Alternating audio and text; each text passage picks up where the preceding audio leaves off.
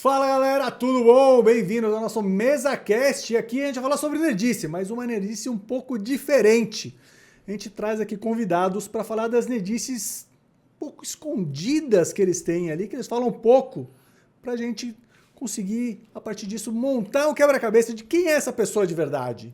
E hoje, por falar em quebra-cabeça, a gente tem aqui uma pessoa que gosta muito de montar esses quebra-cabeças nos livros, nos filmes, nas séries. Hoje é Omelete de Rafael Montes. Bem-vindo, Rafa. Obrigado. A brincadeira é Omelete du fromage. Hoje é Omelete de Rafael. De Rafael Montes, exatamente. Vamos revirar esses ovos e descobrir o que tem escondido aí de nerdices minhas. Foi interessante pensar quais seriam as minhas nerdices e revisitar. Foi uma análise ali? É, uma análise, exatamente. Foi uma espécie de terapia.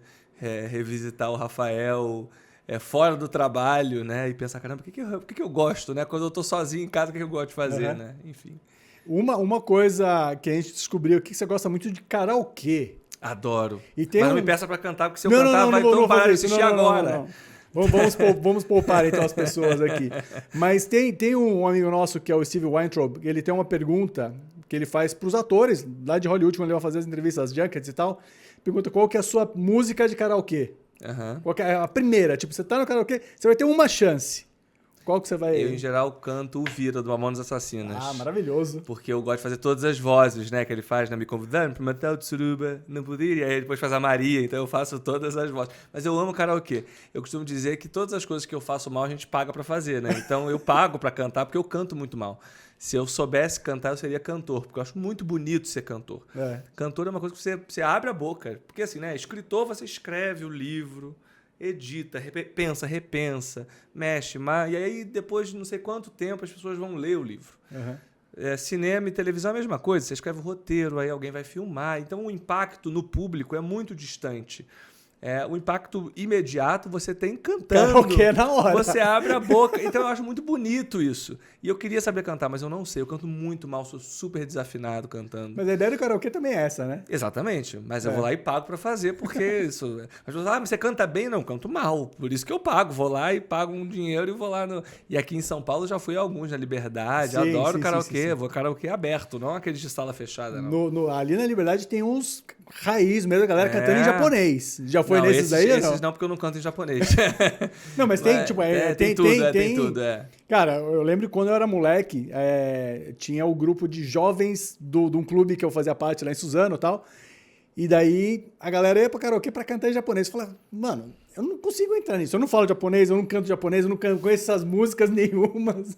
Era horrível. Tipo, daí isso me causou uma inibição. Eu não vou, acho, em karaokê por causa disso, sabe? Eu tenho um trauma. Mas sempre que eu viajo pra lugares, eu procuro um karaokê. Então, sei lá, passei um tempo em Nova York, fui no... Vamos lá, então. Quais as melhores dicas de karaokês? Assim, quais as cenas mais fortes de karaokê? Então, eu adoro lá no Rio de Janeiro a Feira de São Cristóvão, que tem. É muito bom. Tem o Bazar da Cantoria, realmente vale a pena ir. Além disso, eu tenho, como eu vou bastante, eu acabei ficando amigo de alguns donos, de pessoas donas de karaokê. Então, por exemplo, tem o VJ Lobão, que faz, ele circula, ele vai a várias boates e vários lugares, em geral aos domingos, segundas, ele faz. Então, em geral, são ambientes vazios, não tem ninguém, o que eu acho ótimo. Qual o melhor dia pra ir no karaokê? Todo dia. É o dia que tá cheio ou o dia que tá vazio? Não, o dia que tá vazio, porque aí você consegue cantar, né? Essa é a graça do karaokê, claro. A graça do karaokê é cantar. Então, o que mais tá e tem que ir com a turma tem que ir com a turma certa, né? Porque aí você tem a galera pra ficar lá. Eu gosto de alguns clássicos, né? Tipo Evidências é muito bom de cantar, nacional, né? Sem dúvida. Adoro cantar New York, New York também. Adoro cantar Fagner, é muito bom. Fagner é muito bom de cantar também. O lance de cantar em grupo, né? Você tava falando que tem com a turma certa. Pra me convencer a subir no palco com você, que música você acha que ia ser legal, tipo, pra gente ir de dupla ou de, enfim, mais gente, assim. Qualquer música que engaja pra ir... Cara, não dá pra ir sozinho, você tem que ir com a galera, assim. Eu acho que... Evidências é uma, né? Evidências é uma delas.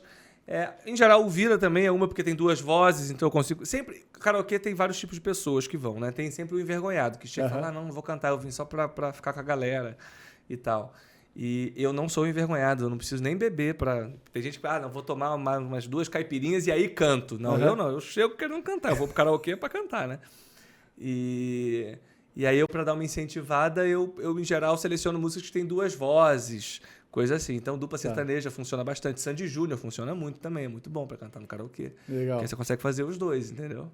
E tem profissionais de karaokê também. Tem. Uma galera que, Isso é impressionante. que parece até que são pagos pra estar ali Pra humilhar a envergonhando gente. Pra humilhar a gente, exatamente.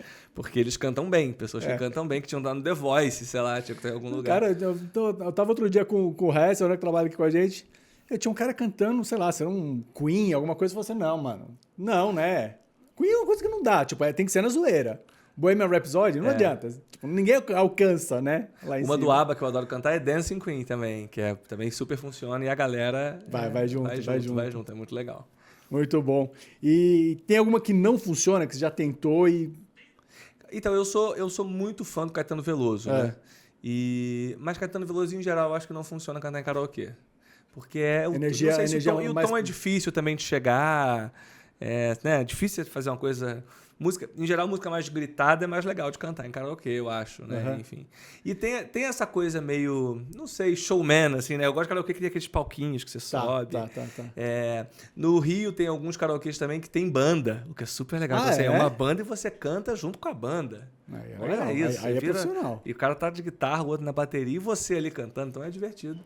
Pena que eu canto mal. Já me alguns amigos meus que cantam... Tentaram te desencorajar já? Não. E que cantam, e cantam em musical, atores de musical. Tem alguns amigos que são atores de musical. Falam, cara, vai fazer curso de canto, porque você consegue pelo menos entender coisas de tom e tal, e você vai encontrar... Dizem que o cantor tem a sua voz, né? Você tem que buscar a sua voz. Ou seja, qual é a sua maneira de cantar, qual é o tom certo que você tem que subir ou descer para cantar. E me falaram já isso, mas eu nunca fui atrás dessa história, não. Não rolou. Mas quem sabe no futuro, aos 50, primeiro CD de Rafael. Tô brincando. Olha só, André, você ouviu aqui primeiro, hein? Tô repensando toda a carreira, larguei os livros, as séries, os filmes e agora o meu negócio é cantar. Não, por enquanto não. Não, você entra lá para como um bom Rafael Montes, você entra lá para assassinar a música, é isso. Exatamente. Tá bom, tá certo. Tem alguma... Você estava falando que o Caetano é um tom abaixo, né? Que não dá. Quais são as piores músicas, assim, que você já viu? Não, sem ser você. Tipo, a galera que falou, não, essa não dá. Que mais? Aquela, né? Às vezes no silêncio da noite, você tá uma animação, todo mundo bebendo, se divertindo e toca, é sozinho, só vingando o nome da música. É isso, então... Tem aquele Tim Maia que sempre rola no final da festa, né? Tipo... Tem umas coisas que são meio que pra enterrar a noite. Pra ir embora mesmo. Pra ir embora mesmo.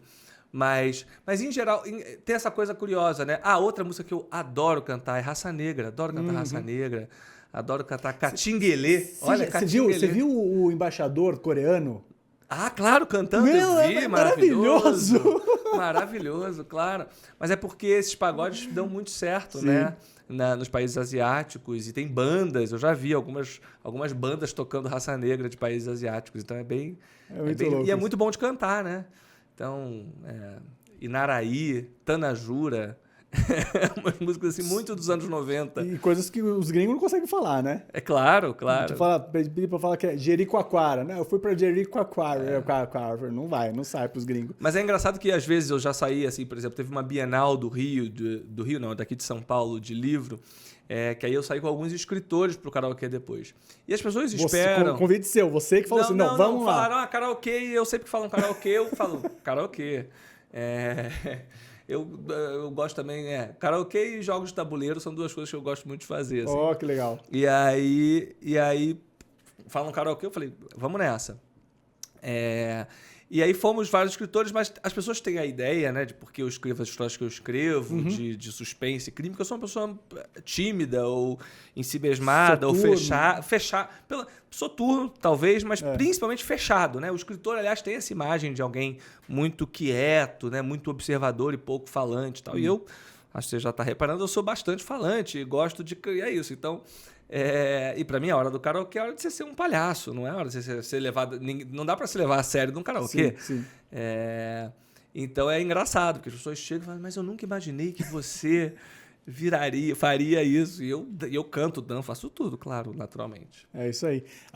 Você falou de jogos de tabuleiro. Qual o seu top 5 aqui? Na Liberdade, inclusive, né? Que você falou que vai lá pro karaokê, tem um bar de jogos de tabuleiro. Eu nunca fui nesse restaurante, né? Eu nunca fui. No Rio tem alguns também, mas eu tenho um grupo de amigos que eles vão tem aquela feira do livro, a feira de jogos que é na Alemanha, sabe? E eles viajam para comprar. E eu fui entendendo desse mundo de jogos de tabuleiro coisas maravilhosas, assim, né? Esse mundo de jogos de tabuleiro, você tem como autores de livro, né? Ou seja, é o novo jogo do fulaninho. Eu não sou tão dentro desse universo, mas eu jogo bastante com eles, mas gosto dos clássicos, eu, em geral, gosto de jogos de blefe. Então, tem um... Resistance? Eu gosto de Resistance. Tem um que é o... Eu gosto de Coup. Gosto de... O Coup, o desenhista, é brasileiro, se eu não me engano. Não sei. É o Eberson, eu acho. Tem um que são de uns duendes com minerais que você guarda. Como é o nome desse jogo? Não sei. Que é maravilhoso, que aí você tem que mentir quanto você tem para você construir no seu caminho até a mina. É muito legal esse jogo. Gosto do Carcassonne, gosto desses jogos assim.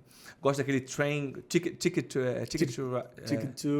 Ticket to Ride, né? Que é o do trem, então eu também gosto. Enfim, tem alguns jogos que eu gosto. Tem um que é o Spyfall. Que é ótimo, que você ganha uma identidade, você tem que mentir nessa identidade. Eu gosto de jogos de blefe. O Resistance lá em casa é tipo, toda vez dá briga, cara. Porque todo mundo quer jogar e é muito legal. Você pega e você fala assim, agora... Eu tenho uma tia minha que ela entra porque a gente força ela a jogar, ela não gosta. A pior coisa é jogar com quem não gosta de jogar e quem não gosta não faz questão de ganhar. Não, mas ela diverte a gente. Teve uma vez que a gente ensinou pra ela como jogava e tal. Eu falei, todo mundo fecha o olho. Todo mundo fechou o olho. Aí todo mundo abre o olho. Ela falou assim... Não, era pra fechar o olho, eu tava com o olho aberto até... Sabe, não entende a regra. Era tipo Cidade Dorme que vocês estavam jogando? Tipo Cidade Dorme, aquele que você fecha os olhos e aí tem assassino, detetive. Eu adoro esse jogo também. Então, eu gosto muito desses jogos, mas é isso. Pra mim, jogo é jogo. Então, assim, pra mim, eu gosto de jogar com quem quer ganhar. Eu, se perco, não fico tão irritado, não. Mas eu gosto de querer... Eu jogo pra ganhar. Meu marido, por exemplo, não faz questão de ganhar. O que é bastante difícil jogar com ele, porque ele não faz questão de ganhar. Então, qual é a graça de ganhar de alguém que não faz questão de ganhar? Sim. Né? E eu gosto de tentar ganhar no jogo, mas se perco, falo, vamos mais uma. Revanche. Quero a revanche. Mas jogo, pra mim, é o seguinte, especialmente jogo de blefe. Jogo de blefe, durante o jogo, vale tudo. Então, por exemplo, já aconteceu da gente jogando, eu ter que falar, olha... Em nome da nossa amizade. Presta atenção. Não sei o que. O cara fala, em nome da amizade, vamos lá, né? E aí era mentira, mas era jogo, gente. É jogo. No jogo tem uma suspensão, né? Tudo fica em suspenso durante o jogo. E aí, quando acaba o jogo, volta ao normal, né? Sim. Mas aí arruma algumas brigas. Você deixa a cartinha do Uno ali pra voltar, tudo ao normal depois, né? Tava falando de jogos, tem um outro lá em casa de competitividade que a gente joga. Eu tenho 2 filhos, né? A gente joga stop de vez em quando. Rapidinho e tal. Claro. E daí, a minha companheira, geralmente, ela não é competitiva. Mas quando começa stop, aí é outra coisa. E daí teve uma vez que ela tava perdendo e meu filho zoou ela. Cara, ela ficou marada. Claro. Falando de stop, quais são os... Sempre dá pra modificar as coisas que tem lá, né? Nome, CEP... A gente colocou uns diferentes esses dias aí. Nome de filme. E daí a gente tava lembrando, cara, quando eu era moleque, nos anos 80, 90, tinha marca de cigarro. Nossa. Era muito errado isso, né? Quais são os temas que você joga no stop? Rapaz, eu acho que eu em geral, gosto de jogar essas coisas assim. Aí entram outras obsessões minhas, né? Nome de filme, nome de escritor, nome de livro. A de escritor eu nunca usei. Nome de livro... mas eu confesso que eu não jogo tanto stop, não. De coisa que eu jogo também, e aí faço coisas esquisitas, é mímica. Porque o pessoal, em geral, joga mímica de filme. E eu já joguei mímica de livro. O que é super legal de jogar também. Você tem que fazer uma mímica de um livro. Porque filme, em geral, você pode, às vezes, ou fazer o título ou fazer uma cena do filme, né? Tipo, você vai falar, sei lá, ET, o extraterrestre, você não faz o ET. Você faz a cena clássica do ET e por isso a pessoa descobre que o filme é o ET. Sim. Eu já joguei mímica de livro, o que é divertido também, porque você, em geral, você não sabe quem ele... Tem que ser livros conhecidos, né? Não dá pra ser livros absolutamente desconhecidos. Mas pegando clássicos, assim e tal, é bem divertido de jogar. Tá aí, uma boa dica também. Mímica de livros. Voltando pra coisa musical que você falou, você tem amigos que participam de musicais e tal. Você pensa, de repente, escrever um musical? Tipo, já passou por isso ou não? Uma das outras obsessões que eu tenho, mas essa é muito próxima do trabalho, mas realmente é uma obsessão, ou seja, realmente quando eu vou descansar, eu falo assim, agora cansei de trabalhar o dia inteiro, agora eu vou dar uma relaxada. E uma das minhas maneiras de dar uma relaxada, um dos meus hobbies, é a narrativa, ou seja, é a dramaturgia, é entender a estrutura dramática das coisas. É uma coisa que realmente eu gosto de fazer. Então eu leio muito sobre estrutura dramática, eu com frequência assisto filmes, reassisto na verdade, né? E vou decupando, a gente chama de decupar, né? E percebendo, o primeiro ato é esse, o segundo ato é esse. Olha como ele faz eu gostar do personagem. Olha como essa nuance que aparece lá no final do personagem já tinha desde o início, por isso, por aquilo. Então eu sou uma pessoa que gosto muito de fazer esse tipo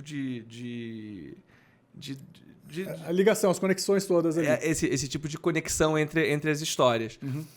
Então, por causa disso, uma coisa que eu tenho muita vontade é de experimentar. Porque, a meu ver, cada uma das coisas, seja musical, quadrinhos, cada uma das maneiras de se contar a história oferece uma ferramenta diferente.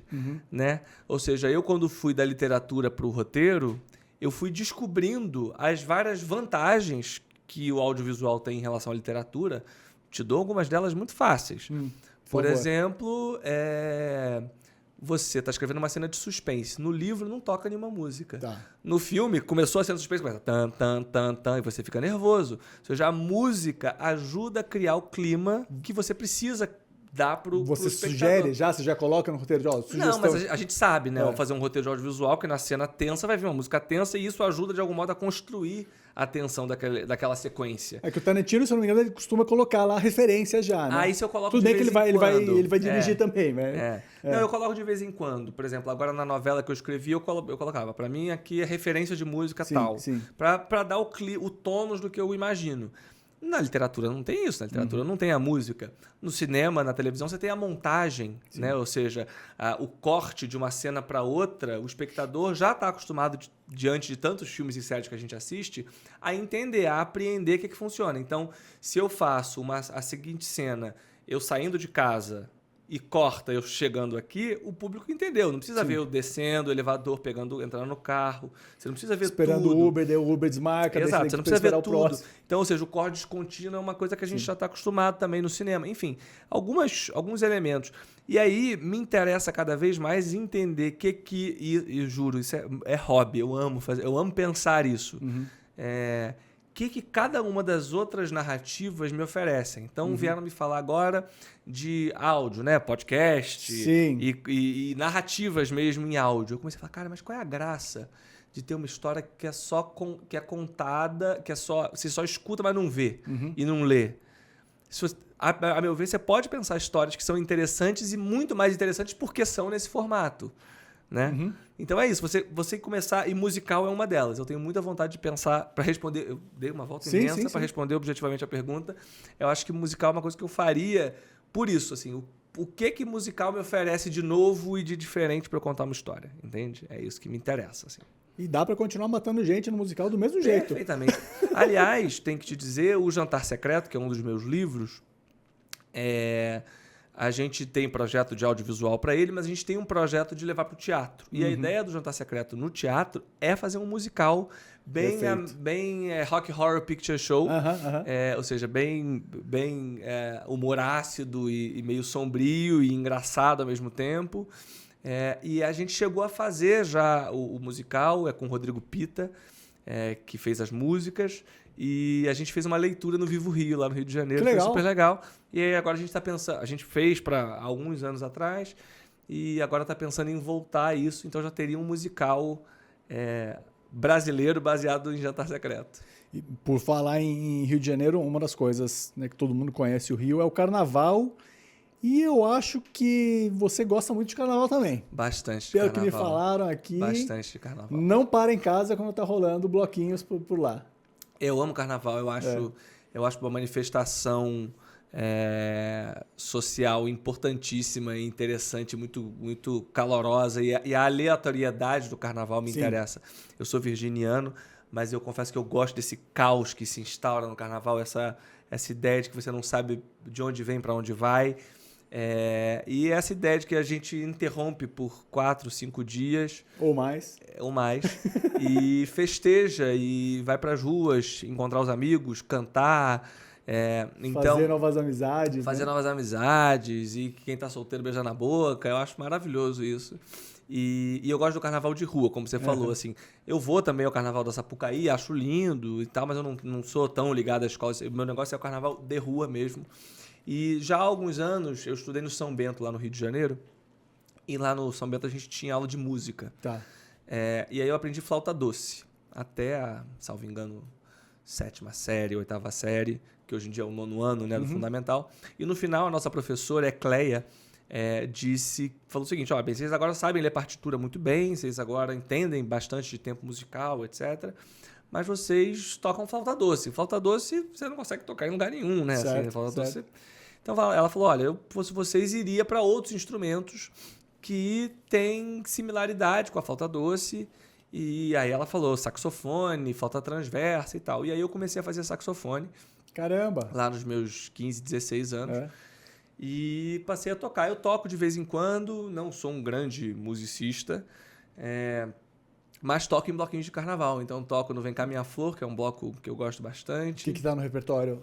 A gente toca Anunciação, a gente toca Ai Que Saudade de Você, a gente toca muitas músicas ligadas a flores em geral. Tá. Então tudo que tem flor a gente acaba colocando. A gente sempre toca funk, a gente toca... Enfim, a gente toca muita música, mas em geral varia, né? De a cada ano a gente vai mudando. Mantém um repertório base, né? Então o repertório base a gente começa com... como é que é o nome? Eu Queria Ser Uma Abelha para Ver na Tua Flor. Haja Amor, pronto, é o nome da música. E depois a gente vai pro A Flor do Desejo do Maracujá. Eu Também Quero Beijar, do Pepeu Gomes. E assim vai. Então a gente tem já um set list, digamos, nosso. E enfim, a gente toca... Tem esse... Eu toco no outro chamado Estúdio 69, Tá. que é de música disco, que é maneiríssimo, lá no Rio de Janeiro. 60 por 70 ali. Desculpa, 70 por 80. A gente toca muito Michael isso- Jackson, muito Donna Summer, é muito legal esse bloco. E os músicos são Já incríveis. veio aqui para São Paulo, pros blocos daqui? Ou não dá tempo porque você tá não lá? dá tempo, eu tô nos de lá. Sim. E Que cresceu muito a cena daqui, né? eu sei, tem muita coisa muito legal, né? Tem muita coisa muito legal. No- E de músicos específicos, né? Então tem do Jorge Benjó, da Rita Lee, é muito legal isso. Dos amigos da escola dos meus filhos é de Belchior. Ah, que por exemplo. maneiríssimo. Da hora, muito bom. Tem algumas histórias. Você falou de aleatoriedades de carnaval. Cara, é isso. Você tá ali curtindo, já viu pessoas, fala assim, cara, não conheço essa pessoa de algum lugar. Daí você começa a lembrar de onde que é, tipo, quais são as maiores bizarrices assim, que você já viu. Você não imaginava que uma pessoa ia estar ali no carnaval, sei lá, alguma coisa do tipo? Olha, não, o que acontece bastante, eu em geral nos blocos de carnaval em que eu toco, eu tô na parte dos músicos, Tá. né? Que a gente fica reunido. Então acontece muito de passar alguém e falar, Rafael! Te reconhecer. E aí eu às vezes sei quem é, às vezes eu não sei quem é, eu só falo, e vou-me embora, então acontece isso bastante. Mas de coisa de carnaval assim que aconteceu, de encontrar alguém. A coisa mais inesperada que eu tenho de carnaval foi no final de um dia, depois de tocar brincando, acho que eu toquei umas 18 horas, porque a gente foi emendando um bloco no outro, a gente tocou por 18 horas. Caramba! E no final a foto de todo mundo, somos todos nós e um manequim. E aí alguém falou, onde a gente encontrou esse manequim? E ninguém lembrava. Então é uma foto com todos os músicos e um manequim de loja mesmo, na Lapa, e ninguém lembra onde... É tipo Hangover lá, o Se Beber Não Case, tipo, né? Se Beber Não Case, pelo menos não era um tigre, era só um manequim. Mas, enfim, a gente... E foi muito curioso, porque ninguém lembrava. A gente perguntou, mas alguém achou um manequim? Então parecia que o manequim fazia parte do bloco. Algum de nós virou um manequim, talvez. Toca bumbo, talvez. Tava exato, ali. alguma coisa assim. Leitores seus já passaram pelo bloquinho também, reconhecendo? Já encontrei leitores algumas vezes. E é sempre eu gosto muito de encontrar leitores. Eu acho muito legal, na verdade. Porque literatura, né? Eu brinco que escritor famoso é um paradoxo. Não existe escritor famoso, né? Escritor não é famoso. Famoso é ator, modelo e tal, enfim. Então, eu acho muito legal que através dos livros, às vezes, eu consiga chegar em pessoas e essas pessoas sabem a minha cara. Eu acho isso bem interessante, na verdade, enfim. Então, toda vez que eu encontro, eu gosto muito. Então, tem aí pela internet algumas fotos minhas, todo florido, com um saxofone cheio de purpurina, com algum leitor que me encontrou no bloco, e, enfim, faz parte. Teve uma vez que aconteceu uma coisa engraçada, eu estava no bloco de carnaval também tocando, e veio um grupo de meninas. E todas elas falaram assim, você foi na minha escola. Ah, que legal. E aí, por algum motivo, eu na hora falei assim, eu não sou o Rafael. E saí andando. Porque eu olhei, era um grupo. Eu falei, meu Deus, eu não posso. Mas o que te assustou? Não sei. Depois eu falei, gente, que besteira. Eu fui tentar achar, não achei mais. Eu falei, besteira também. Por que eu falei que não era eu? Era mentira, sou eu. Mas eu raramente faço isso, mas dessa vez eu fiz. Não sei por quê. Bom, falando um pouquinho agora de literatura, falando um pouquinho agora do que você está fazendo também em séries, filmes. Dias Perfeitos já estava com os direitos há um tempão para virar filme, né? Se não me engano, Daniel Filho que estava envolvido e tal. E agora a gente teve a confirmação recentemente de que vai ser uma série. Exatamente. Globoplay. O que dá para falar? Eu sei que tem, né? Sempre tem um monte de restrições, de coisas aí que o que dá, o que não dá para falar. O que pode falar por enquanto? Dias Perfeitos é um livro pelo qual eu tenho muito carinho, porque ele foi o livro que me permitiu deixar o direito. Eu fiz direito na faculdade, ia ser advogado, comecei a estudar para ser juiz e eu publiquei ao longo da faculdade o primeiro romance, que é o Suicidas, e escrevi o segundo, que é o Dias Perfeitos. Então, quando eu comecei a estudar para concurso público e tal, e entrar nessa vida que era uma vida que eu não queria, de ser um concursado e tal, o Dias Perfeitos foi publicado e estourou. Ele foi um livro que entrou na lista dos mais vendidos, ele vendeu para 25 países, hoje em dia ele tem em árabe, tem edição chinesa, coreana, é muito legal desse livro. Você recebe todas as coisas? Recebo. Isso é legal. É bem legal, e eu mantenho o que eu chamo de minha egoteca. É a biblioteca e tem a egoteca, que são as traduções todas que eu vou receber. Aí você deixa por título. Eu deixo por título, Sim. E aí, enfim, então é um livro pelo qual eu já tenho muito carinho. E ele foi vendido já naquela época, em 2014, os direitos para o cinema. Mas o audiovisual ele tem um ritmo todo especial, você sabe bem disso. Então, as adaptações demoram, enfim, você tem idas e vindas. Então, como você bem disse, já saiu na imprensa que ia ser o Daniel Filho, já saiu... Várias coisas saíram, mas eram, em geral, tentativas que a gente fazia. Vamos por aqui, não rolou, o roteiro não ficou bom. E, enfim, a gente foi sempre tentando. Agora, felizmente, já não é mais uma possibilidade, já é uma realidade. Ah, que legal. Dias Perfeitos vai virar uma série no Globoplay. A adaptação é feita pela Cláudia Juvan, a direção é da Joana Jabassi, e já começamos a filmar. Estamos filmando agora. E eu, na época, estava escrevendo a novela, então eu não pude escrever. Tá. Então eu sou consultor do projeto, o que significa que basicamente eu acompanhei de perto. Tive um diálogo ótimo com a Claudinha, que é quem adaptou, então foi ótimo. E como que é deixar o filho brincar com outras pessoas? É uma delícia, eu acho maravilhoso, não tem essa questão para mim. Eu tive algumas experiências que me ensinaram bastante, eu acho. O primeiro roteiro que eu fiz na vida, um dos primeiros, né? Não foi exatamente o primeiro, mas um dos primeiros que eu fiz na vida, foi uma adaptação de um livro do Luiz Alfredo Garcia Rosa, chamado Uma Janela de Copacabana, que virou a série Espinosa no GNT. Então, um dos meus primeiros trabalhos de série foi adaptar um livro que não era meu.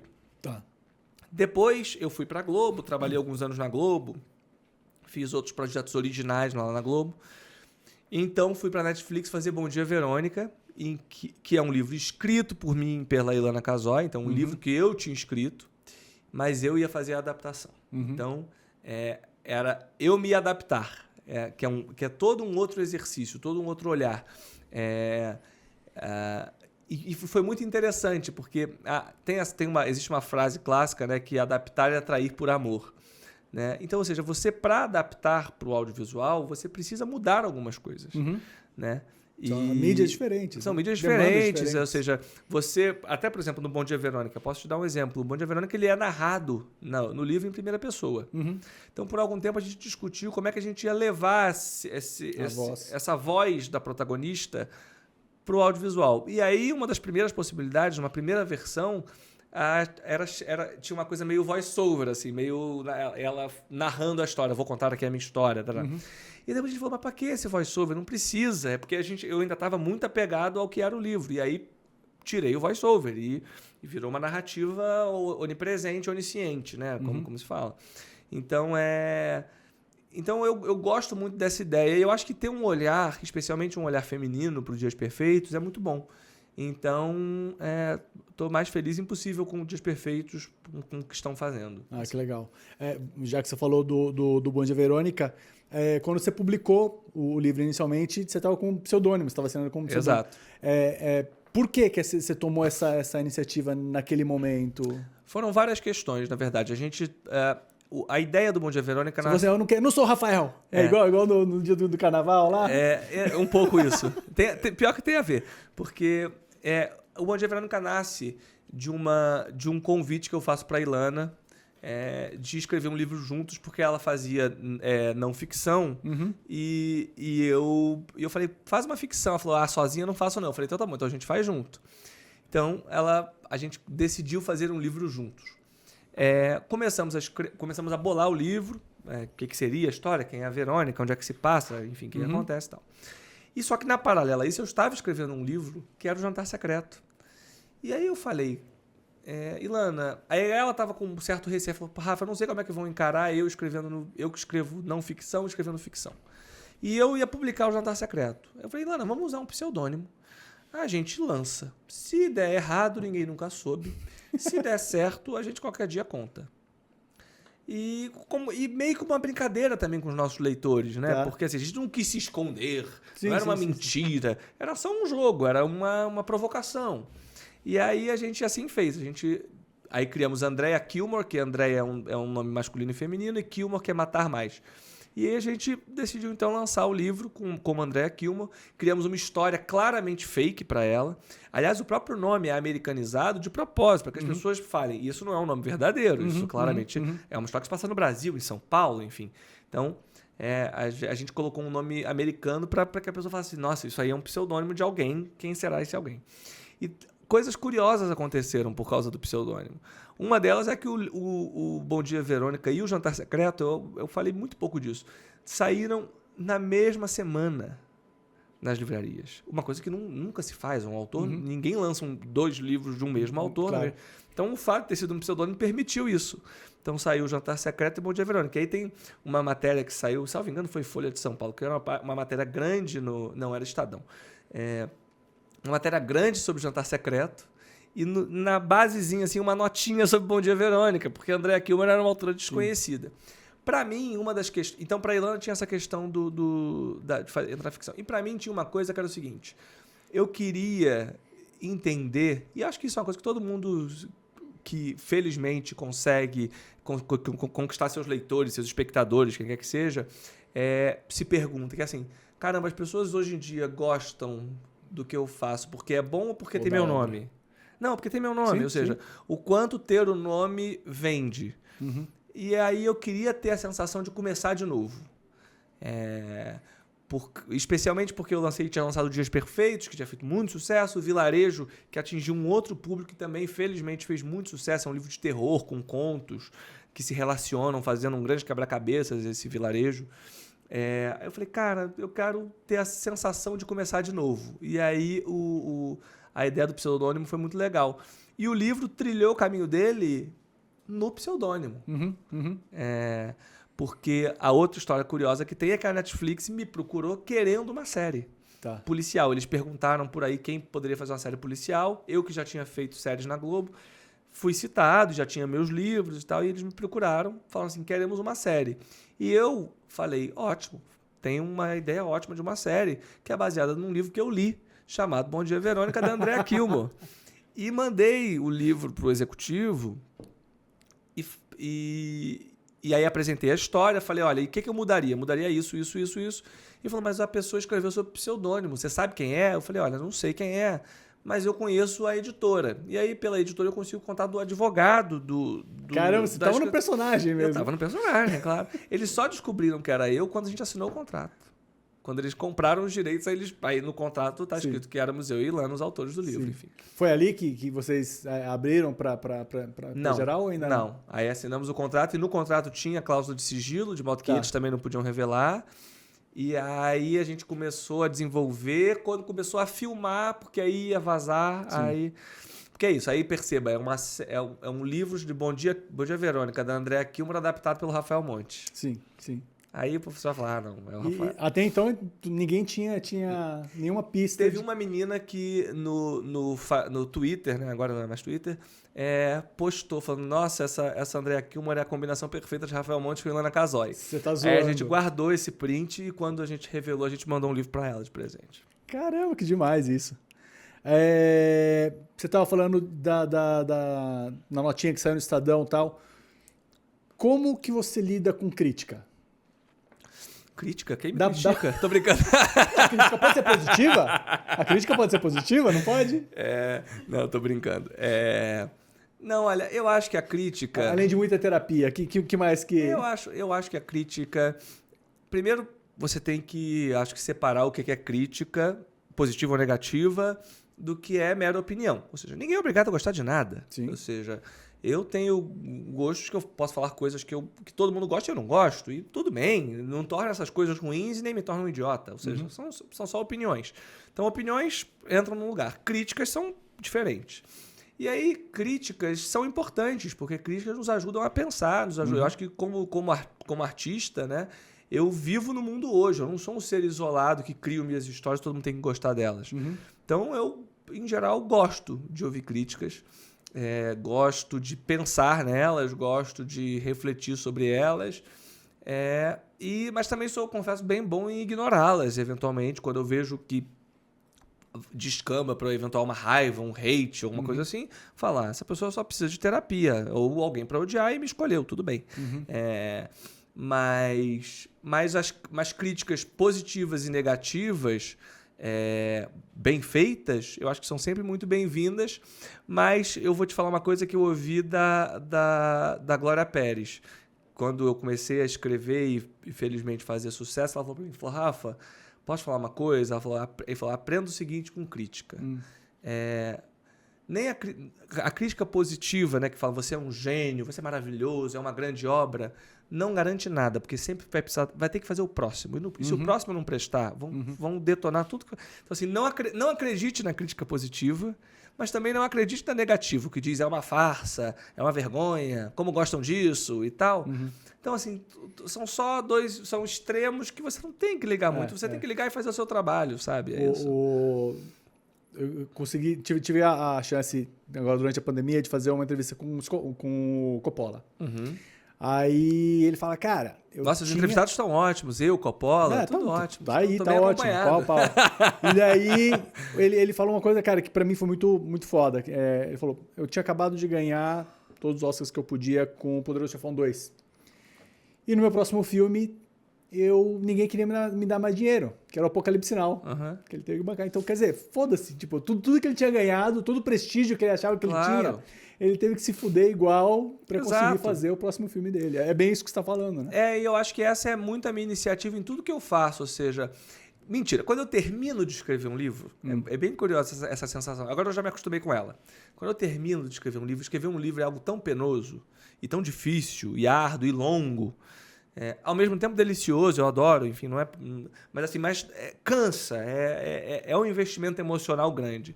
Quando você acaba, você fala assim, nossa, sem dúvida, esse foi o livro mais difícil que eu já escrevi na minha vida.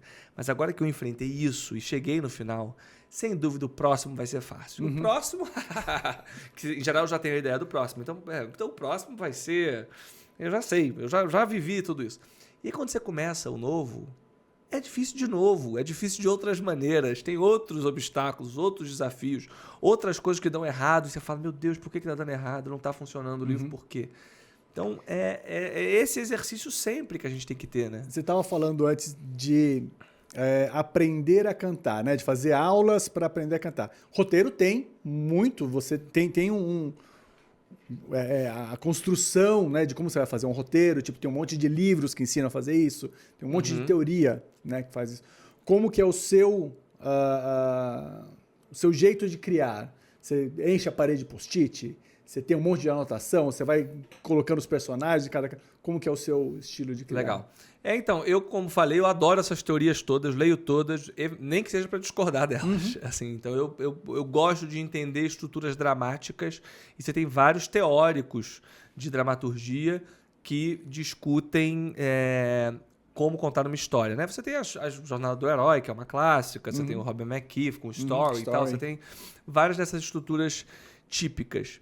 E você falou de aprender a cantar, eu acho sim que é possível ensinar e aprender a escrever. Infelizmente, no Brasil, nós temos, por algumas gerações, a ideia do artista genial que espera a inspiração no alto da montanha. E para isso ele não precisa estudar nada, é só ter a inspiração. Você tem o Glauber, né, que é uma ideia na cabeça e uma câmera na mão. Só que Glauber só tem um, não tem muitos por aí que com uma ideia na cabeça e uma câmera na mão vão fazer uma coisa que preste. Então, para mim sempre soa meio absurda essa ideia de algumas pessoas que falam assim, não preciso conhecer as ferramentas vão me engessar. O cirurgião conhece as ferramentas para fazer uma cirurgia, o advogado conhece a lei, o engenheiro sabe, né? Enfim, o arquiteto, todo mundo conhece o seu material. Então, eu acho que esse material do roteirista pode ser ensinado. Tá? Só te cortar rapidinho, mas lembrei de uma outra coisa. O Michel Gondry, quando ele veio para cá com uma exposição, não sei se você chegou a ver, foi aqui no MIS aqui de São Paulo. Ele dava alguns cenários e alguns figurinos e tal para você fazer cenas dentro daqueles cenários. Perguntei para ele, por que você limitou os cenários e os figurinos para as pessoas? Cara, deixar isso daí aberto, a pessoa não vai conseguir criar. Nessa limitação que eu estou dando, você cria. A pessoa consegue criar. Claro, melhor. Sem dúvida, as ferramentas elas não te prendem, ao contrário, elas te libertam, porque elas te dão a lente para enxergar a melhor maneira de construir uma história. Então eu gosto muito de conhecer, como eu falei, tem vários teóricos, por exemplo, a Jornada do Herói é uma que eu não sou tão fã, e não sou tão fã mesmo, assim, não faço tanto, e em geral projetos audiovisuais que são típicos de Jornada do Herói não me pegam tanto, ou seja, é um tipo de narrativa que não me impacta tão forte, e é muito usado em super-heróis e tudo mais, é um dos mais usados, né? Enfim, então, assim, eu acho que tudo isso pode sim ser ensinado, e aí a minha maneira de trabalhar que você perguntou, o que eu faço? Em geral, eu costumo dizer que tem dois tipos de criadores de história, seja escritor, roteirista, o que é que seja. Tem gente que começa pela história, pelo plot, né, que a gente chama de plot, pela trama. Então, vou contar a história de um sujeito que um belo dia conhece uma menina, se apaixona por ela e decide sequestrá-la para que ela goste dele. Isso é Dias Perfeitos. Pois bem, então essa é a história. Tem gente, muitos cineastas, roteiristas, autores de livros, que começam pelos personagens. O negócio é falar, eu vou contar a história dessa mulher que ela sofreu um grande trauma no passado e agora ela precisa começar de novo. Mas qual é a história? Não sei, mas eu sei que é a história dessa mulher que sofreu um trauma no passado. Então, enfim, tem pessoas que começam pelo personagem, tem pessoas que têm a ideia, a primeira centelha de ideia pelo personagem, e outras têm a primeira centelha pelo plot. Não interessa qual dos dois você seja, você precisa dos dois para fazer uma boa história. Então, eu acho que primeiro é importante você saber que tipo de escritor você é, e aí já digo, eu sou uma pessoa que tem ideia de plot. Eu, em geral, quando eu tenho uma ideia, eu tenho a ideia toda montada e falo, beleza, então é a história de um cara que tá com essa mulher descobre que trai ele, e ele vai se aproxima do amante, e aí... Blá, blá, blá, blá, blá. Então eu tenho a história da trama. Quem é esse cara? Ele é médico, ele é advogado, ele fala alto, ele fala baixo, ele é grosseiro, ele é educado? Não faço a menor ideia, mas é um cara. Então, a partir do plot, a primeira coisa que eu faço... o plot é a ideia que eu tenho. A partir dali, a primeira coisa que eu faço é pensar quem são os personagens. E os personagens ajudam a contar a minha história. Então, sei lá, no Dias Perfeitos, é a história de um sujeito que sequestra uma menina, que ele gosta acreditando na mente psicopata dele que ela vai gostar dele. E daí para achar um estudante de medicina, tipo, aonde que você vai? Porque eu precisava que, então, ele tivesse acesso a sedativo, porque ele ceda ela para viajar, e eu precisava, sem dar spoiler, que ao longo da história ele fizesse algumas coisas, e aí eu falei, ele ser alguém de medicina me ajuda, ótimo. E ela? Poxa, eu preciso que ela seja alguém que, ao ser sequestrada, não vão sentir falta. Tanta falta, pelo menos por um mês. Então ela tem que ser já uma menina rebelde que costuma fazer isso com a família, de modo que a família não estranha quando ela some por um mês, porque ela já fez isso antes, sem estar sequestrada. Então ela é uma menina rebelde, beleza. Então ela não se dá bem com a mãe. Aí eu falei, poxa, é interessante. E aí uma outra coisa que eu faço sempre, acho que é a terceira... Então a primeira coisa é ter a ideia do plot. Segunda coisa é pensar o personagem. A terceira coisa é falar assim, beleza, com esse plot, com esse personagem, do que eu tô falando? Qual é o assunto por trás? E nunca de maneira didática. Não é que eu acho que tem que ter a moral Não é o He-Man. Não tem que ter a moral da história, não tem que ter nada disso. Mas tem que ter qual é a cutucada que eu tô dando, do que eu tô falando, qual é a reflexão que eu tô fazendo, enfim, é isso que eu fico buscando. Então, nessa história, beleza, esse cara sequestra essa menina. Essa menina, ela é filha de uma mulher com quem ela não se dá tão bem, né? Então, tá.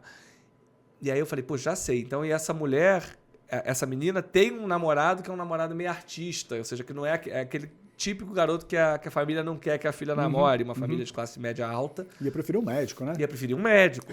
Então você já começa a fazer comentários sociais, de como a gente vive numa sociedade de aparências, de como... E aí você vai encontrando, a meu ver, uma história muito sobre machismo, uma história muito sobre relações tóxicas e como... Mas sem ser didático, sem ser panfletário, sem nada disso. Mas é a terceira coisa que eu faço. Feito essas três coisas, plot, personagem e a mensagem... E a mensagem eu não gosto, o tema, vamos dizer. O tema. Eu sento para fazer uma estrutura. E aí, respondendo sua pergunta, post-it... o Final Draft, né, que é a plataforma dos escritores, no caso de roteiro, ele tem um beatboard já no próprio Final Draft, você consegue fazer todos os beats coloridinhos, e aí e eu adoro, porque tem uma coisa meio de lógica, né, de você colocando cada acontecimento num lugar e você consegue criar bem ali, enxergar o todo da história. É bem legal de fazer. Legal, você está falando de ferramenta, então, também de como você visualizar. Total, isso, é muito importante, é muito importante. Mexer de um lado para o outro. E aí você faz por beat. Então, por exemplo, sei lá, usando Dias Perfeitos, que é o que eu tenho contado aqui, né? Então primeiro capítulo, primeira coisa, eu queria apresentar o personagem. Apresentação do Theo. Como é que eu vou apresentar o Theo? O meu personagem protagonista. Tem 1000 maneiras. E eu vou pensar depois. Que é o nome do meu filho, aliás. Coitado. Não está fazendo medicina ainda. Apresentação do Theo é o primeiro capítulo. Aí no segundo capítulo, Theo conhece Clarice. Terceiro capítulo, Theo tenta se aproximar de Clarice, ela recusa. Quarto capítulo, Theo sequestra Clarice. Se você olhar o livro, é exatamente a estrutura. A apresentação do Theo é o primeiro capítulo. Mas aí depois vem um outro exercício, que é como apresentar. E aí eu lembro que eu pensei umas 10 opções de capítulo 1. E acabei fazendo o que é o capítulo 1 do Theo na sala de anatomia solitário. Ou seja, é um capítulo que eu uso para mostrar a solidão dele. Me parecia muito importante um capítulo para você entender quem é esse cara, como ele é separado de todo o resto, dos amigos, da turma da escola e tal, da escola não, da faculdade e tal, para que aí, no capítulo 2, você entendesse que ao conhecer essa menina, o quanto ela impacta nele e por isso ele faz o que faz. Né? Enfim. E falando de ferramentas, tem uma ferramenta que a gente viu aqui que foi muito importante para você, que se chamava Orkut. Sim. Cara, como que era essa... O que você lembra? Vou explicar pra galera que não sabe nem o que é Orkut hoje em dia, né? Muito tempo atrás, no tempo das cavernas. Tinha uma rede social chamada Orkut, que começa no Google, dentro do próprio Google. O senhor Orkut era um trabalhador do Google. E ele tinha um perfil, o senhor Orkut, né? Tinha um perfil do senhor Orkut. Exato. Aliás, ele vem bastante pro Brasil, né? Tem uma amiga minha que trabalha com ele. Ele vem pra caramba pra cá. E ele criou essa rede social para ligar as pessoas de faculdades e tal, bem parecido com o Facebook mesmo, né?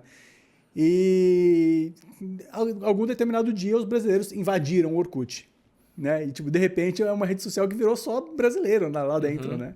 E tinha várias comunidades maravilhosas e você participava de uma delas que era de fanfic de Agatha Christie. Eu participei de várias comunidades. Eu, inclusive, criei uma comunidade chamada O Escritor e Sua Sinopse, que era... Porque havia muitas comunidades para escritores de contos e não tinha nenhum de romance. E, claro, porque numa comunidade de contos você consegue postar o seu conto, falar, leia aí meu conto, comente meu conto. Romance, você não consegue postar um romance inteiro no Orkut. E nem vai postar, né, o romance inteiro no Orkut. Então eu criei uma comunidade chamada O Escritor e Sua Sinopse. em que cada escritor que queria escrever seu romance não postava o romance, porque não tinha como, mas postava a sinopse. Então, aí a ideia era postar a sinopse e debater a sinopse, as pessoas darem ideias e falarem, isso é bom, já leu tal coisa, enfim, trocar referências e tal. E essa comunidade, eu criei ali alguns amigos. Além dessa, havia Por essa exemplo, outra... tem amigos que você mantém até hoje? Sim. Mais escritores? Sim, vou te contar. Isso, só para colocar no tempo, eu tinha ali meus 14, 15 anos, quando eu estava no Orkut. E eu tenho duas amigas que eram dessa comunidade. Eu tenho alguns amigos de lá, mas eu tenho duas especialmente que eram dessa comunidade, o escritor e sua sinopse, que são a Cássia e a Fabiane, que ao longo de enfim, desde os 14, 15 anos, leem todos os meus livros antes. Então, o livro que eu estou escrevendo hoje é para elas que eu mando, e elas me dão feedback e criticam e tal, não sei o quê. E são minhas amigas até hoje. As duas são escritoras. Uma delas, que é a Fabiana Guimarães, está até publicada hoje em dia pela Companhia das Letras, pela Alfaguara. Então, continuamos amigos e continuamos nos lendo e nos conhecemos no Escritor e sua sinopse lá com 15 anos de idade. Mas além dessa comunidade, tinha outra, que essa também foi muito importante para mim. Tinha uma comunidade muito grande de Agatha Christie, chamada Agatha Christie Brasil. Eu amo Agatha Christie, né? Enfim. Mas havia outra chamada Agatha Christie Desafios, que era uma comunidade voltada para descrever fanfics de Agatha Christie. Então, ali as pessoas se reuniam, né? As pessoas se reuniam para escrever fanfics, em geral com Hercule Poirot, que é o detetive da Agatha Christie, né? Ou com a Miss Marple. E funcionava da seguinte maneira: cada um que chegava para contar a história podia fazer 2 posts seguidos. Acho que cada post na época era 2.048 caracteres. Nossa, sua memória é melhor que a minha. Eu acho que tenho quase certeza. Eu posso estar enganado, mas acho que era isso. E aí, porque eu lembro que eu tinha que contar, tinha que ficar... meu Deus, passou tal. E aí você podia fazer 2 posts seguidos. Você fazia um post e outro post. E aí você não podia continuar a história, porque eu tinha que esperar alguém entrar e postar mais um pouquinho para aí poder entrar. Então, era colaborativo. Era colaborativo. Cada um escrevia um pouquinho da história, mas sem ordem. Não era assim, eu, depois você, não. Era quem chegasse primeiro postava. Isso no início, claro, não era tão disputado, mas quando ia chegando no final, porque para escrever esse tipo de livro, você escolhe, meu assassino é o Coronel Mostarda. E, né, da história que tem lá. E aí vai. E uma bela hora, simplesmente você entra e faz uma sequência para a história e mata o Coronel Mostarda, que era o meu assassino da história. Eu falei, meu Deus, ferrou. Mas isso foi legal porque acabou, eu acho, me criando uma certa maleabilidade para lidar com situações, até, por exemplo, de roteiro. Acontece. Eu vou te contar uma curiosidade do Bom Dia Verônica, que tem a ver com isso. O Bom Dia Verônica eu estava escrevendo e a segunda temporada... Pra série já. Oi? Pra série, você tá falando. Bom Dia Verônica série. Sim. A segunda temporada já. Fez a primeira, ótimo, deu certo, vamos fazer a segunda, ótimo. Fui escrever a segunda temporada e eu decidi fazer com que o par romântico da Verônica com o Nelson, que é o Silvio Guindani, crescesse na história.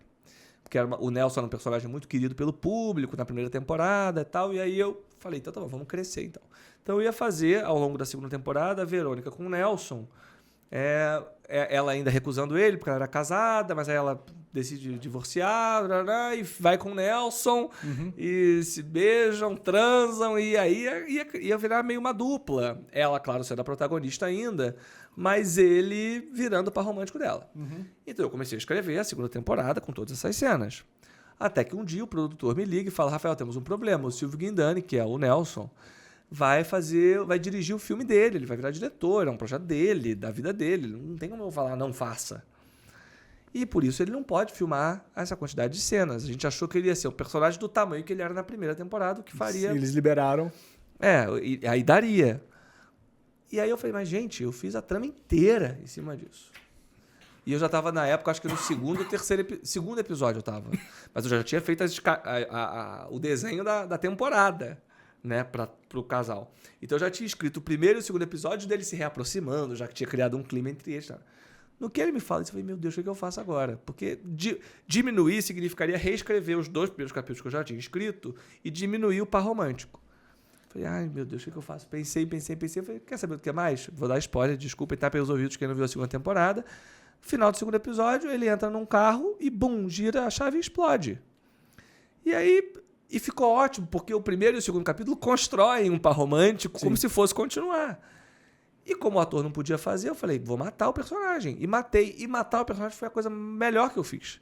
Porque deixou mais forte a própria Verônica, que é a protagonista. Então tem essa coisa de saber lidar com os imprevistos e criar em cima dos imprevistos, e às vezes os imprevistos até ajudam, que eu acho muito bom, assim. Isso me lembrou Game of Thrones, né? Obviamente, que tem, né, tinha esse lance de você... Personagens que você gostava tanto e chegava lá, ele ia morrer. E é isso, se vira com isso. E daí, me lembrou de uma coisa que você estava falando lá atrás, do George R. R. Martin, que ele fala que ele era roteirista, né? De séries e tudo mais. E tudo que ele escrevia, a galera cortava, porque não tinha orçamento pra fazer. E daí ele falou assim, então tá, foda-se, vou fazer meu livro aqui, vou colocar dragão, castelo, vou gastar o dinheiro que ninguém deixa fazer na TV, e Game of Thrones foi a coisa que mais deu certo com ele, né? Como que é o lance de orçamento para quando você tá escrevendo os roteiros e tal? Já teve alguma coisa parecida com essa? Acontece com alguma frequência, assim. Eu costumo brincar que o caminhão explodiu num livro, custa uma linha no roteiro, o produtor te liga e fala, tem que explodir, tem que ser caminhão, tem que ser caminhão, não pode ser um Fusca batendo no poste. Falo, não, é um caminhão, enfim... Então, isso faz parte, eu acho que, especialmente num cenário como o brasileiro, em que os orçamentos são ainda mais restritos do que o mercado americano, o roteirista, o criador de séries que não se adapta a essa realidade, simplesmente não é um criador de séries, é só um artista vaidoso que acha que tem que fazer do jeito dele. Então, assim, faz parte do trabalho criativo trabalhar com o orçamento que se tem. Sim. E o que você passa a ter que fazer é tomar decisões. Então você fala, beleza, então eu vou ter essa grande sequência de ação no início da série, é importante. Então, Bom Dia Verônica mesmo, a gente, em geral, são 2 grandes sequências de ação por episódio. Tá. Aí a gente começou a entender o que eram sequências de ação mesmo, o que precisava de dublê, beleza. Então, essas só podem ter 2 na série inteira. Então, pá. E aí você vai ajeitando. E, no final das contas, vou te dizer, a minha sensação é que essas restrições quase ajudam. Tá. Claro que também tem uma hora que você tem que falar, não, gente, aqui não dá para mexer mais, não dá para segurar mais. Não é que você tem que também só aceitar tudo, não é isso que eu estou dizendo. Mas eu acho que faz parte do processo criativo lidar com o orçamento e pensar a partir dele, né? E quando você está fazendo novela, que é o seu caso agora, o Brasil, a gente pensa em novela, a gente ia pensar naquele padrão Globo de novelas, que é uma coisa legal pra caramba, forte. E que a gente consome aquilo lá há muito tempo e sabe a qualidade que tem ali envolvida. Como que tá sendo fazer novela pra você hoje? O que vocês buscam esse padrão Globo? Vocês estão querendo fazer uma coisa de vocês? O que vocês estão querendo fazer de novo, de diferente, de inovador? Se é que tem espaço para inovar em novela. Uma das outras paixões que eu tenho é novela, ou seja, eu sou um fã de novelas, cresci vendo novelas, venho de uma família suburbana do Rio de Janeiro, então eu não ia tanto teatro, não ia tanto cinema, não tinha livros na minha casa, então o que eu consumia, a primeira narrativa que eu consumi foram as novelas. Então, sempre gostei muito de novelas e sempre quis fazer novelas. A HBO agora, Max, né, vai começar a fazer novelas na América Latina, novelas para o streaming, que são diferentes do que é o que a gente conhece como novela. São diferentes em que sentido? Primeiro, são fechadas, né? Ou seja, eu já escrevi toda a novela, do início ao fim. Não vou escrever sentindo o público, entendendo. Não, já está pronto. São 40 capítulos. A minha é a primeira novela da HBO Max, que se chama Beleza Fatal, em 40 capítulos. Diário. Não sabemos como vai ser em termos de lançamento ainda. Isso é uma decisão realmente de lançamento. Provavelmente em blocos, não sei. O que faz uma novela? Então, e aí que tá. O que faz uma novela é o fato de que você tem muitos personagens e você tem melodrama, então você tem questões de família, você tem uma história romântica, você tem questões de herança. Então você tem todos esses elementos típicos, digamos, do melodrama. Mas, ao mesmo tempo, e acho que também por isso me convidaram para escrever essa primeira, é um híbrido entre novela e série. Ou seja, Beleza Fatal homenageia as grandes novelas. É uma novela claramente escrita por alguém que gosta de novelas, então não tem a menor vergonha de ser novela. Ao contrário, tem um orgulho de ser novela. Mas, ao mesmo tempo, tem um ritmo de série. Um dos elementos que a gente tem numa novela da TV aberta é a reiteração. Então, com frequência, o capítulo começa com eu te dando um tapa. E aí, a cena seguinte é você contando para sua mulher que você levou um tapa. É eu contando para o meu marido que eu te dei um tapa. é uma reiteração, porque assim você vai rendendo, né? E estrutura de série não é assim, né? Estrutura de série, aconteceu aqui na cena seguinte, já é a sua mulher conversando com o meu marido porque eu te dei um tapa sem você ter contado pra ela, sem eu ter contado pra ele. Sem o público ter visto. O público entende que na medida que eu te dei um tapa e eles dois estão conversando na cena seguinte, já tá sabendo. Então, você tira a reiteração. Outra coisa típica de novela é o final do capítulo que termina com alguma frase, começa o capítulo seguinte na continuação imediata. O que você estava dizendo? E aí o gancho é falso. Acontece bastante em novela porque você tem muitos capítulos, faz parte da narrativa de 180. Em 40 você não precisa. Então, eu faço bastante do capítulo acabar de um jeito e quando começa, já começa da consequência da maneira que acabou. Ao longo desse projeto, eu tive a supervisão do Silvio de Abreu, que era o responsável por essa área. E o Silvio, foi muito feliz o meu encontro com ele. Primeiro que eu aprendi pra caramba com um dos deuses da dramaturgia brasileira, mas porque o conhecimento dele do clássico me ajudou a inovar muito. Porque eu falava, Silvio, você já viu isso numa novela? Ele falou, nunca vi. Eu falava, posso fazer? Ele falou, cara, pode, vamos fazer. Então, assim, eu acho que Beleza Fatal, ao mesmo tempo que é um novelão clássico, tem uma grande vilã, tem grandes segredos de família, tem uma história de amor forte, tem uma história de vingança muito forte. Ela tem também núcleos e acontecimentos que são um pouco mais de série, um pouco mais inusitados para uma novela. E vou te dar já um exemplo deles. Você falou de Game of Thrones. Eu brincava com a minha equipe. Eu falei, gente, estamos fazendo uma novela no canal do Game of Thrones. Então, se eles matam muito personagem, eu também posso matar. Demais. Então, é uma novela que personagens grandes e importantes ao longo da história morrem. Porque as pessoas morrem. E isso muda toda a configuração da história, né? E agora, fala uma outra coisa que eu queria falar com você. Tá aqui atrás. Temos aqui...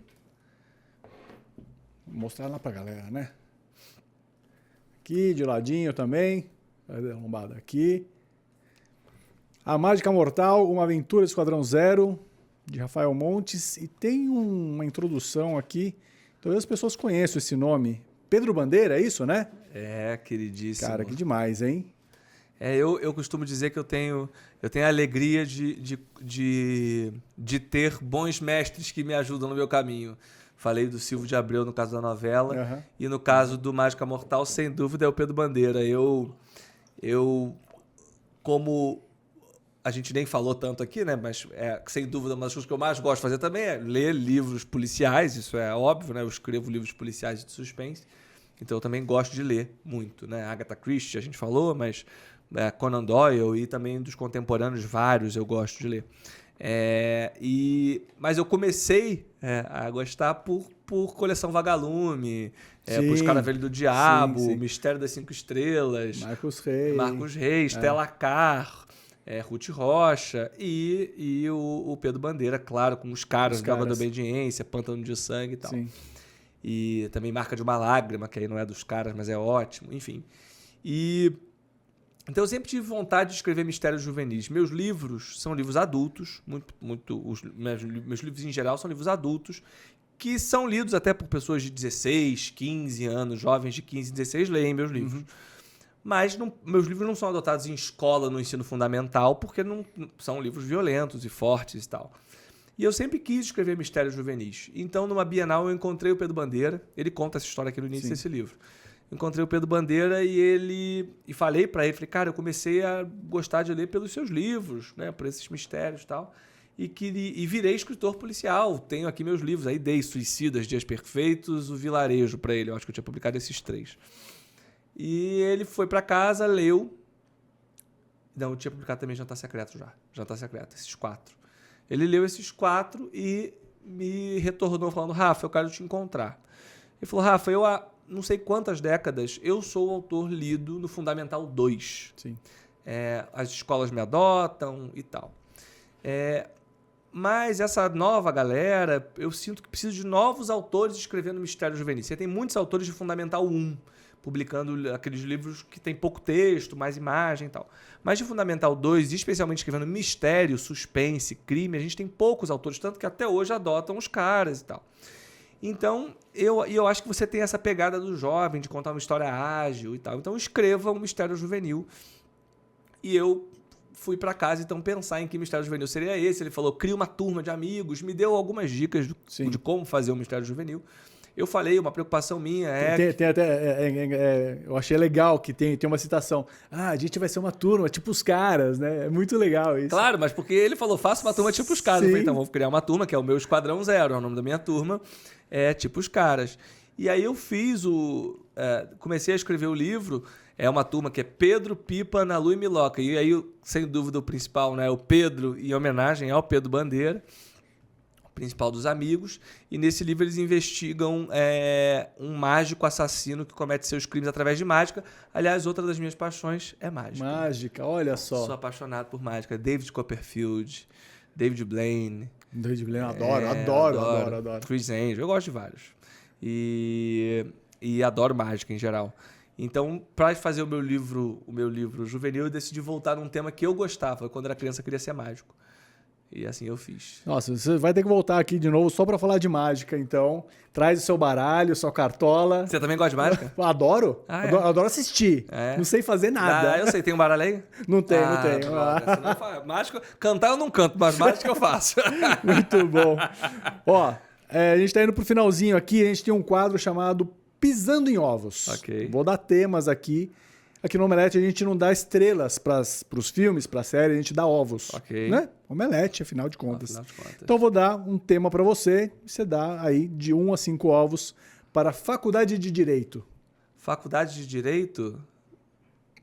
2 ovos. 2 ovos. Eu passei em Direito e não fui fazer também. Eu não fui fazer, você fez ainda, né? Eu acho que Direito é muito bom para quem quer fazer, para quem gosta. Infelizmente eu vejo que é um lugar que vai muita gente que não se encontrou, ou quer ser cantor, ou quer ser artista plástico, escritor, ator e faz direito porque os pais mandam. Sim. E o seu trabalho é simplesmente o que você vai fazer pelo resto da sua vida, mais do que dormir, mais do que transar, mais do que estar com os amigos. A coisa que você mais vai fazer na vida é trabalhar. Então, escolha uma coisa que você goste. Escolha direito, né? Mesmo que você não vá ganhar tanto dinheiro, vá fazer uma coisa que você goste. True Crime. True Crime, 4 estrelas. Meia como presente de Natal. 5 estrelas, adoro meia. Eu tenho coleções de meias. Deixa eu ver a meia que eu tô usando hoje. Que demais. Outra é o hobby meu, outra coisa que eu adoro, meias. Eu também gosto muito de meia. Tô com uma meia arco-íris. Olha colorida. Só. Romance hot, tipo 50 tons de cinza. Na minha opinião, 1 estrela. 1 estrela. Nicolas Cage. Nicolas Cage, 3 estrelas. 3 ovos. 3 ovos, desculpa. 3 ovos, exatamente, 3 ovos. Porque ele erra bastante, mas ele às vezes faz um filme... Ele tem os boletos pra pagar, né? Ele tem os boletos pra pagar, coitado. Tá certo, deixa ele. Ele faz muita porcaria, né? Mas ele faz coisas que eu gosto, assim. E ele é um canastrão bom. Bom pra caramba. Né? E é parente do Coppola, né? Sim, primo. Desculpa, sobrinho. Sobrinho do Coppola. Rafa, brigadão. Então, ó, tá marcado já pra você voltar aqui. Tem que acabar em altíssimo nível, né? Hoje é um Nicolas Cage bom. Entendi. Ótimo. Você volta aqui então pra fazer mágica pra gente. Fechou, combinado. Valeu. Querido, Obrigadão. Obrigado.